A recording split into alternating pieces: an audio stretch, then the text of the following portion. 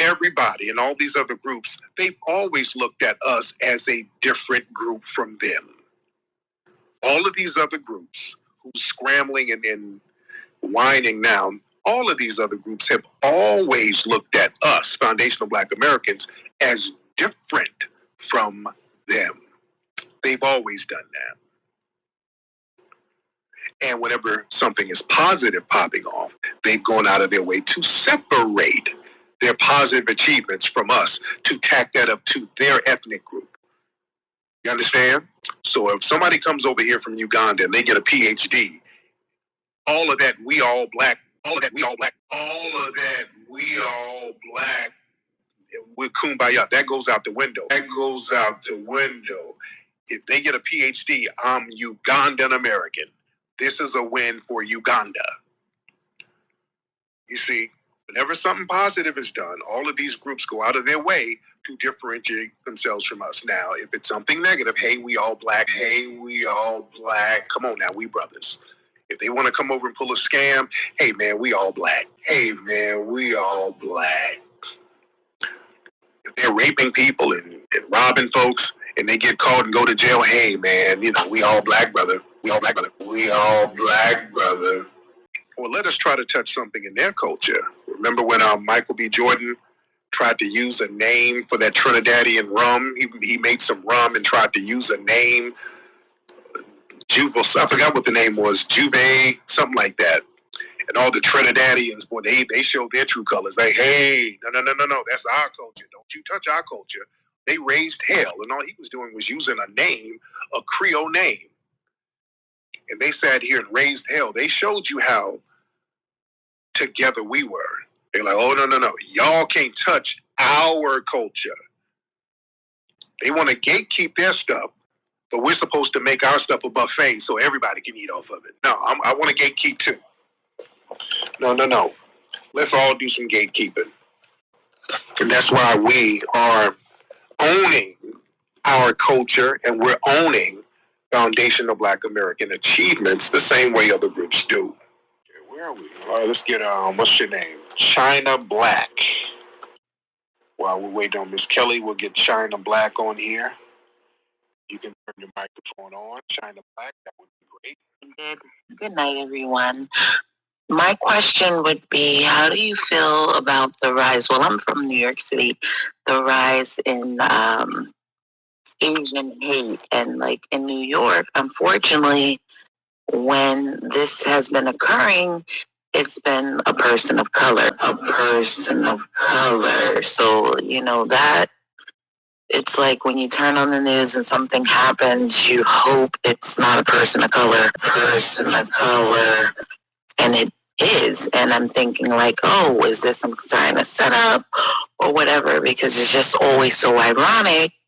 But yesterday I experienced it firsthand where there was a young Asian girl on the train, and there was a black male on the train, and he just started honing in on her for no reason. So I'm just wondering, like, you know, what do you feel?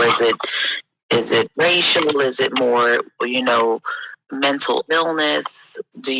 What is the rhyme or reason for this? Great. Now, your name is China Black. Are you mixed with any Asian by Yes. Who's Asian in your family? Father's side. Your father? Yes. Okay, so is he Asian or black and Asian? What is he? Both. Okay, so he's black and Asian. Yes. Okay. This is the thing with that thing in New York. Most of the people, not even most, almost every single incident of these people, so-called harming Asian folks, either they're all non-FBA. Let's be clear on that. These are all immigrants. Most of them are from the Caribbean. We've done background checks on all of these people. Most of these people are Caribbean immigrants. They have absolutely nothing to do with foundational Black Americans. Zero. Secondly, many of them are mentally ill and homeless. You're right. You're right. Even yesterday, that was the situation. The person from appearance looked to be Caribbean descent. Caribbean descent. Yes, almost every single one.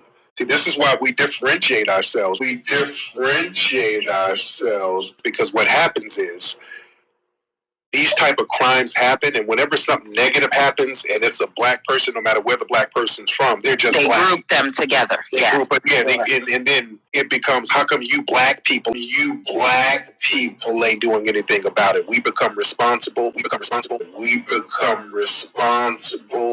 And I'm saying, as a foundation of black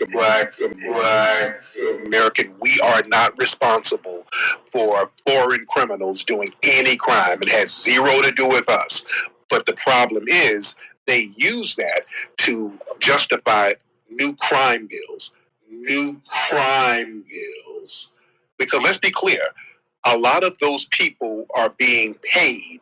Welcome to the Aboriginal channel. On this episode, we just heard Tariq defeat his own purpose for calling him and the people who follow him black. Now, I don't know why he would want to further socialize the people with the black identity, because he just explained why it's no good by saying how immigrants get to pick and choose between the black race and the national identity of their origin conveniently when they want to. He also explained how politically that label is used. So some ideas of how we already been socialized into the black and African identity is with things like the historical black colleges or the black entertainment television, Black Panthers, James Brown, I'm Black and I'm Proud, and many other things. And that's a part of colonization. So if you're pushing black identity, you're pushing what the white man wants you to push. You're pushing what the colonizer planned for you to push. He dissolved your nation with many other nations and amalgamated you to the black identity. He talks about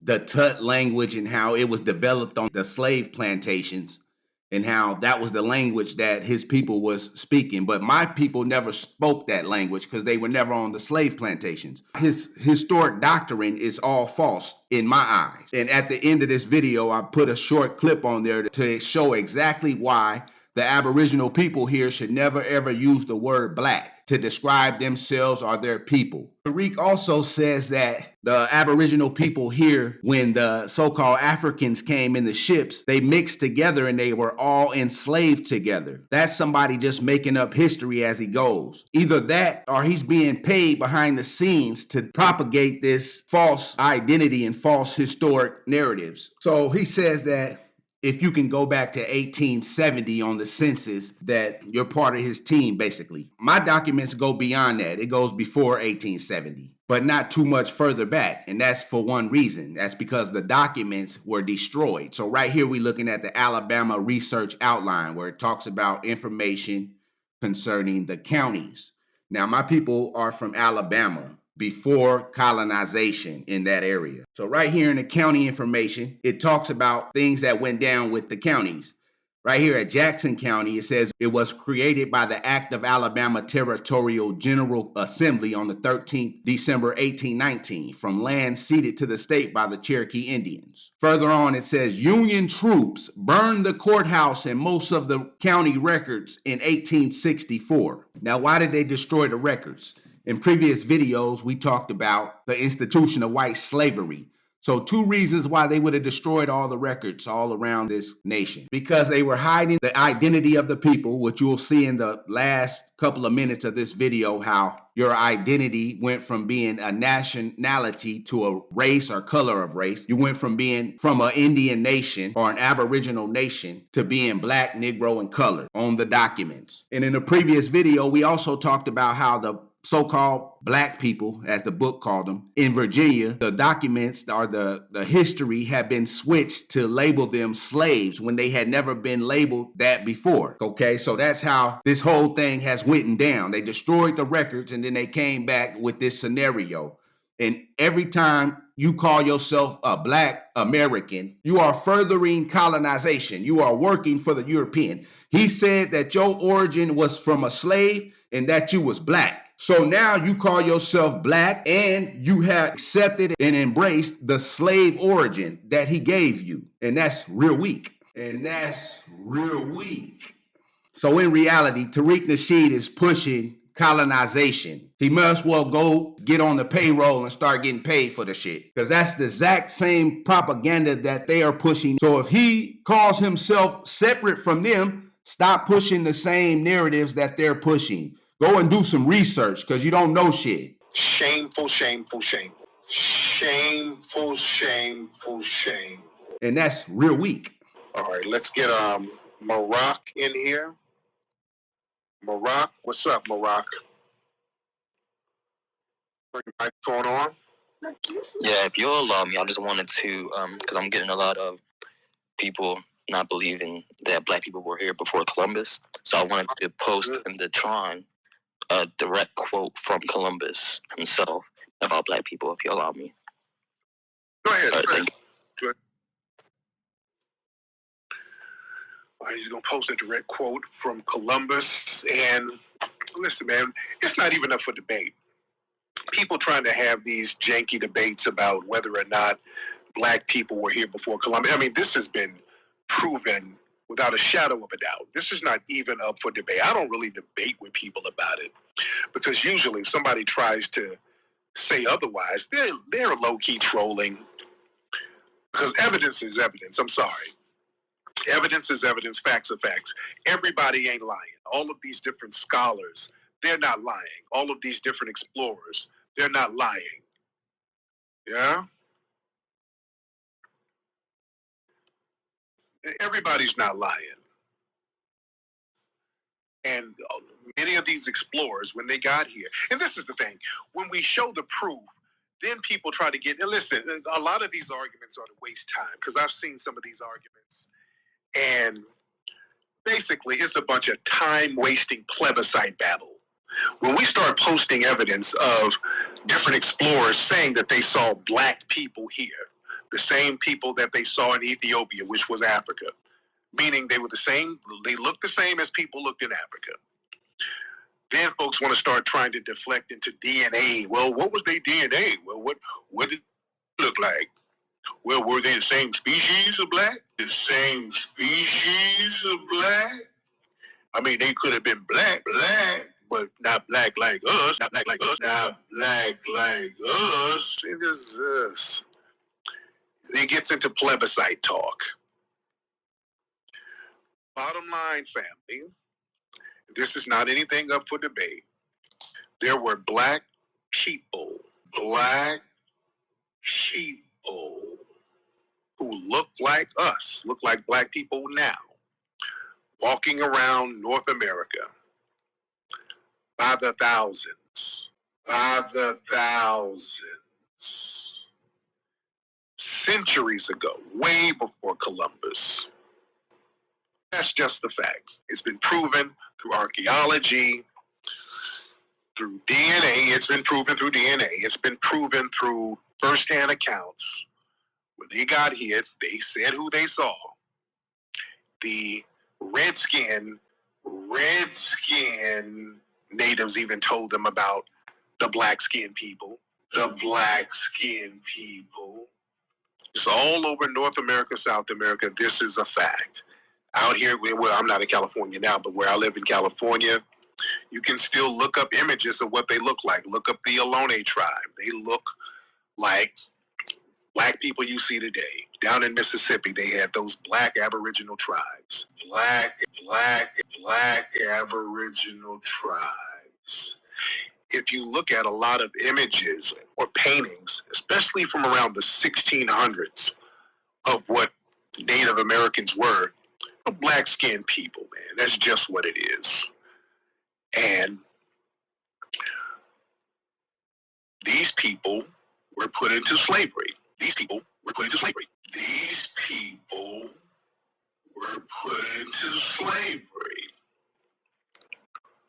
It was that simple. These people were put into slavery. And they were mixed in with the African people who were brought over, and we became a distinct ethnic group. And here we are, foundational Black Americans. I'm black, y'all, and I'm black, y'all, and I'm blacker than black, and I'm black, y'all, and I'm black, y'all, and I'm black, y'all, and I'm black, y'all, and I'm blacker than black, 'cause I'm black, I'm black.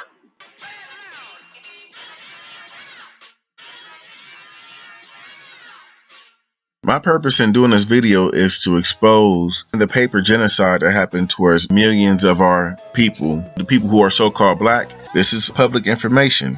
The people who are telling you that you are from Africa, they don't know their bloodline. They're trying to confuse you and make you a foreigner here. You can't listen to none of that trash. Once you know your bloodline, you will know who the enemy is. Go to Google and type in the Dawes Rolls and type in Patsy Hall. This is my great-great-grandmother right here. Now let's go back before the Dawes Rolls. Patsy Hall. This is her brother Thomas Hall. I want you guys to remember that name. Their parents, Nellie Hall and Lewis Hall. Nationality of parents. It says Choctaw all the way down. These are Choctaw people. It's telling you nationality. I just showed you freedmen on the Dawes Rolls, and I'm showing you something before the Dawes Rolls. This is paper genocide. Thomas Hall. Remember I told you guys, remember that name? 1906. Son of Lewis and Nellie Hall on Choctaw freedmen. I just showed you guys before the Dawes Rolls, it already listed their nationality. You know, that's paper genocide. Let's go to another image. This is the 1900s. This is Patsy Hall. She's living in Indian Territory, June 1900. Patsy Hall, she was a boarder. So she was pretty much living with someone at that time. Color of race. You see? It has her listed as black. It has her listed as black. Remember, in the 1800s, she was just Indian. She was just Indian. She was just Indian. Now, this is the early 1900s. She's black. And then around 1905 to 1907, she became a freedman. She became a freedman. Let's go to another image. This is paper genocide. Patsy Hall to Patsy Whitaker because she got married. Color of race. It says that she's black. She's black. She's black. They calling her black. They calling her black. On the 1920 census. This is paper genocide. She went from Indian to freedman to black. Now she's black again. 1930. Here's Patsy Hall again. On this one that has her listed as a Negro. Negro. Color of race. Negro. This is paper genocide. This is what they were doing to our people. Our people went from Indian to Negroes and black. To Negroes and black. To Negroes and black. To Negroes and black. And black.